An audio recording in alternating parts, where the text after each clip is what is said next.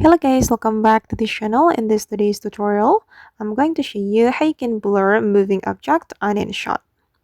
Okay, let's get into it guys. I have opened my InShot application, and first of all, I'm going to open a project I have just created on my InShot. I'm going to open this project, and for example, I'm going to blur this man's face.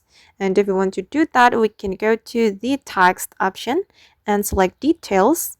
And here you will be able to select the type of the blur effect you can apply to your video. And I'm just going to select this one, and we can adjust the size and the position as well. You can also apply the shape to be used for the blur effect. Okay, I'm just going to apply the circle. All right, and I'm going to make it bigger. Okay, then we can click on this check mark. And if you want to make this blur effect follow the moving object, you can use the keyframe. This is the keyframe feature, but I'm going to make this effect align with my video first.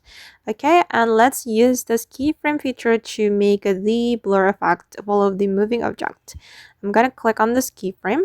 Okay, and we can adjust it one by one like this until it's fully covered.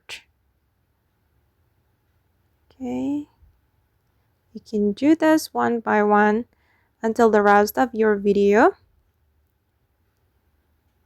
Okay, it's almost done guys.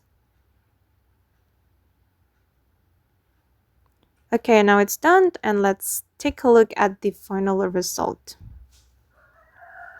Alright guys, and that's all the way to blur a moving object using InShot. I hope this tutorial will be useful for you. Thank you so much for watching, and see you in the next video.